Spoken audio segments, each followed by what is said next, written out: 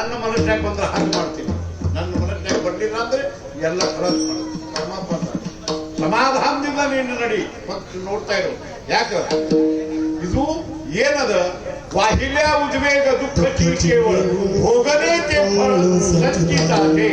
ನಿನ್ನ ಸಂಚಿತ ಕ್ರಿಯಾ ಹಿಂದೆ ಏನು ಮಾಡಿರ್ತಿ ಕರ್ಮ, ಅದನ್ನೇ ಪ್ರಕಾರ ನಿನ್ಗೆ ಭೋಗಿಸ್ಬೇಕಾಗ್ತದೆ. ನೀ ಚಲೋ ಮಾಡಿರ್ತಿ ಹಿಂದೆ ಜನ್ಮಗ, ಈ ಜನ್ಮದಾಗ ನಿಂಗೆ ಸುಖ ಸಿಗ್ತೈತಿ. ಆ ಜನ್ಮದಾಗ ಏನಾದ್ರು ತಪ್ಪ ಮಾಡಿರ್ತೀರಿ, ಈ ಜನ್ಮದಾಗ ಭೋಗಿಸ್ಬೇಕಾಗ್ತದೆ. ನಾ ಮೊನ್ನೆ ಓದಿನಿ, ಯಾವ ಧೃತರಾಷ್ಟ್ರ ಅವನ ಕಣ್ಣು ಇದ್ದಿಲ್ಲ, ಮತ್ತು ಅವನ ಮುಂದೆ 100 ಮಕ್ಕಳು ಖಲಾಸ ಆದರು. ಏನ್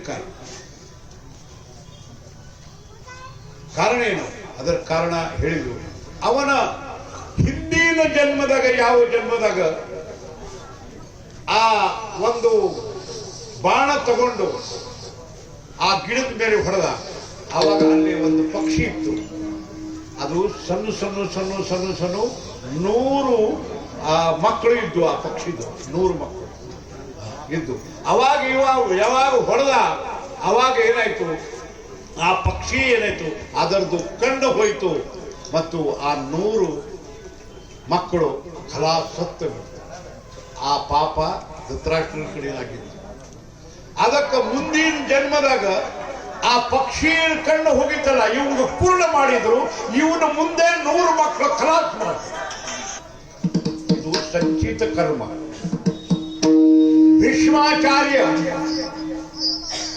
ಎದರ ಮೇಲಿದ್ದ, ಬಿದ್ದಿದ್ದ ಶರಪಂಜರಿ ಮೇಲೆ. ಎಷ್ಟು ದಿವಸ? ಎಷ್ಟು? 12 ದಿವಸ ಎಲ್ಲ ಆಯ್ತು. ಎಲ್ಲ ರಕ್ತಗಳನ್ನು ಹೋಗ್ತಾ ಇತ್ತು, ರಕ್ತ.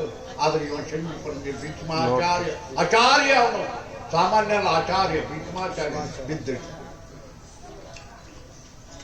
ಆವಾಗ ಭೀಷ್ಮ ಪರ್ವದಾಗ ಧರ್ಮರಾಜನ್ಗೆ ಕೆಲವು ನೀತಿ ಭೀಷ್ಮ ಹೇಳ್ತಾನೆ, ಹೌದಿಲ್ಲ? ಭೀಷ್ಮ ಹೇಳಕ್ ಧರ್ಮರಾಜನ್ಗೆ ನೀತಿ. ಆವಾಗ ದ್ರೌಪದಿ ಅಲ್ಲೇ ಇತ್ತು. ಆ ದ್ರೌಪದಿ ಆ ಭೀಷ್ಮನ ಮಾತು ಕೇಳಿ ಜ್ಞಾನದ ಮಾತು ಹೇಳಕತ್ತಿದ್ದ, ನೀತಿಯ ಹೇಳಕತ್ತಿದ್ದ ಭೀಷ್ಮ ಧರ್ಮನಿಗೆ. ಆ ದ್ರೌಪದಿ ಸ್ವಲ್ಪ ನಗಲಿಕ್ಕೆ ಹತ್ಕೊಳ್ಳೆ. ಭೀಮ ಅರ್ಜುನಂದು ಈ ಮತ್ತ್ಯಾಕೆ ನಗದಿ? ಒಮ್ಮೆ ನಗ್ದಿದ್ದ ಈ ಫಲ ಆಗೈತಿ, ಹಿಂದಾಗ ಮತ್ತ್ಯಾಕೆ ನಗಕತ್ತಿ? ಯಾಕೆ ನಗಾಕತ್ತಿ? ಅವಾಗ ದ್ರೌಪದಿ ಹೇಳಿದ್ಲು, ಇಲ್ಲ, ನನ್ಗೆ ಭೀಷ್ಮಂದು ಮಾತು ಕೇಳಿ ನನ್ನ ನಗಲಿ ಬಂದಿತ್ತು. ಈಗ ಶಾಸ್ತ್ರ ನೀತಿ ಹೇಳಕತ್ತಾನ, ಅವಾಗ ನನ್ನ ಶೀರಿ ತಗೋತಾ ಇರ್ಬೇಕು. ಇವಾಗ ಇದ್ದಿಲ್ಲ ಭೀಷ್ಮಾಚಾರ್ಯ. ಅವಾಗ ಈ ನೀತಿ ಎಲ್ಲಿ ಹೋಗಿತ್ತು, ಬುದ್ಧಿ ಎಲ್ಲಿ ಹೋಗಿತ್ತು? ಈಗ ಈಗ ನೀತಿ ಮಾತು ಹೇಳಕತ್ತಾನ. ಈಗ ಅವಾಗ ಏನು ಹೋಗಿತ್ತು? ಭೀಷ್ಮನ್ ಕೇಳಿದ್ರು. ಭೀಷ್ಮಂದ, ದ್ರೌಪದಿ, ಅವಾಗನೂ ಕೂಡ ನನಗೆ ಬುದ್ಧಿ ಇತ್ತು, ಈಗ ಮತ್ತು ಬಂದೈತಿ. ಅದರ ಅವಾಗ ಇದ್ದಿಲ್ಲ, ಈಗ ಯಾಕೆ ಬಂತು ಅಂದ್ರೆ, ಅವಾಗ ನಾನು ದುರ್ಯೋಧನನ ಅನ್ನ ತಿಂತಿದ್ದೆ, ಅದರದು ರಕ್ತ ಆಗಿತ್ತು. ಆ ರಕ್ತದಿಂದ ನನ್ನ ಬುದ್ಧಿ ಭ್ರಷ್ಟಾಗಿತ್ತು. ನಾನು ಏನು ಮಾತಾಡಲಿಲ್ಲ. ಆದ್ರೆ ಬಾಣದಾಗ ನಾನು ಏನೇನು ಶರಪಂಜರ ಬಿದ್ದೀನಿ, ಆವಾಗ ಆ ತಿಂದಿದ ರಕ್ತ ಎಲ್ಲ ಸ್ವರಕ್ಕೆ ಹೋಗೈತಿ. ಏನು ರಕ್ತ ಉಳಿಲ್ಲ, ಮೂಲ ರಕ್ತ ನಂದು ಉಳಿದೈತಿ. ಆಗ ಅದಕ್ಕಾಗಿ ನೀತಿ ಹೇಳಾಕತ್ತೀನಿ. ಅವಾಗ ಆ ರಕ್ತ ಆ ದುರ್ಯೋಧನ ಅನ್ನದ ರಕ್ತ ಇತ್ತು. ಅದಕ್ಕ ಅನ್ನ ಯಾರ್ದು ತಿನ್ಬೇಕು ಅದನ್ನು ನೋಡ್ಬೇಕು. ಏನು ಹೋಟೆಲ್ನಾಗ ಹೋಗ್ಬೇಕನ? ಯಾವ ಹೋಟೆಲ್ನಾಗ ಹೋಗ್ಬೇಕು, ಎಲ್ಲೇ ಹೋಗ್ಬೇಕು ಅದನ್ನು ನೋಡ್ಬೇಕು.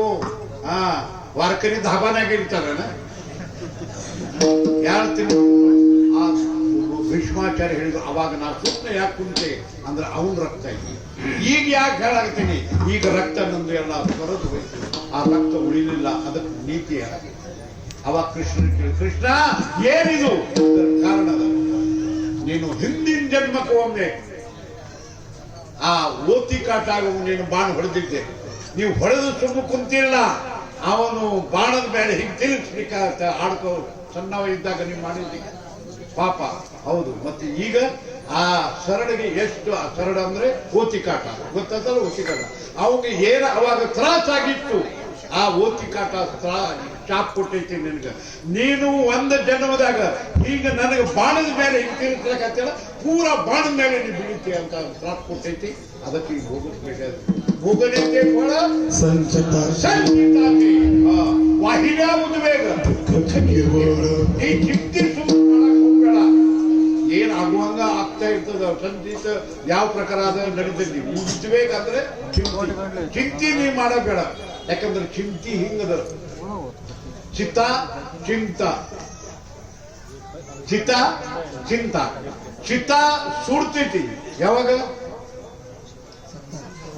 ಸತ್ತ ಮೇಲೆ ಸುಡ್ತದ. ಚಿತ್ತ ಜೀವಂತ ಇರುವಾಗ ನಮ್ಗೆ ನಿತ್ಯ ಸುಡ್ತೈತಿ, ಒಳಗಿಂದ ಒಳಗ ಸುಡ್ತೈತಿ. ಅದು ಚಿಂತ ಒಳಗಿಂದ ಒಳಗ ನಮ್ಗೆ ಹಿಂಗ್ಯಾಕಾಗ್ಯೋ ಚಿಂತಿ, ಹಿಂಗ್ಯಾಕಾಗಿದ್ದು ಬಿಪಿ ಇದು ಯಾಕೆ ಬಂತು? ನೀ ಬಹಳ ತೆರೆಯಾಗ ತಗೊಂಡು ಚಿಂತೆ ಮಾಡಾಕತ್ತಿ, ಅದಕ್ಕೆ ಹಿಂಗಾಗ್ಲಿಕ್ಕತ್ತದ. ನೀನು ವಾಹಿಲ್ಯಾ ಉದ್ವೇಗ ಎಷ್ಟು ನೀ ವಿಚಾರ ಮಾಡ್ತಿ ಅಷ್ಟ ನಿನ್ಗೆ ದುಃಖನಾಗ್ತದ, ಹೊರತಾಗಿ ಸುಖ ಆಗೋದಿಲ್ಲ. ನೀನು ಈ ಭೋಗನೇತೆ ಫಲ ಹೌದು. ಮತ್ತು ನಾವು ಹ್ಯಾಂಗ್ ಏನ್ ಮಾಡಕ್ ಹೋಗ್ಬೇಡ. ತುಕಾರಾಮ್ ಮಹಾರಾಜ್ ಹೇಳಿದ್ರು ಒಂದೇ ಕೆಲಸ, ಮಣೆಯನ್ನು ತುಕಾಮಣೆ ವಾಹು ಗಾಲು ದಯಾವರಿ ಭಾರ ವಾಹುಹಾ ಸಂಸಾರ ದೇವಾಬಾಯಿ. ನೀ ಒಂದು ಕೆಲಸ ಮಾಡು, ದೇವರ ಮೇಲೆ ಹಾಕ್ಬಿಡು. ಎಲ್ಲ ಏನು ನೀ ಮಾಡುದು ಮಾಡು, ಏನು ನಿನ್ನ ಕೈಯಾಗದ. ನಾನು ಏನಿಲ್ಲ, ಶೂನ್ಯವತ್ತದೀನಿ. ನಾನು ಕರ್ತವ್ಯ ಮಾಡ್ತೀನಿ, ನಾ ಪ್ರಯತ್ನ ಮಾಡ್ತೀನಿ. ಆದ್ರೆ ಆ ಪ್ರಯತ್ನದ ಫಲ ಸಿಗಬೇಕಂತ ಮನಸ್ಸಿನಾಗ ಇರ್ತದೆ. ಕರ್ಮಣ್ಣೇ ಅಧಿಕಾರಸ್ಥೆ ಮಾ ಫಲೇಶು ಕದಾಚನ. ಕರ್ಮ ನೀವು ಮಾಡ್ತಾ ಇರಿ, ಆ ಫಲದ ಅಪೇಕ್ಷೆ ಮಾಡಬೇಡಿ. ಫಲದ ಅಪೇಕ್ಷೆ ಮಾಡಿದ್ರೆ ನಮ್ಮ ಪರಮಾರ್ಥ ಪೂರ್ಣ ಹೋಗ್ತದ. ಅದಕ್ಕಾಗಿ ತುಕಾಮಣೆ ಗಾಲು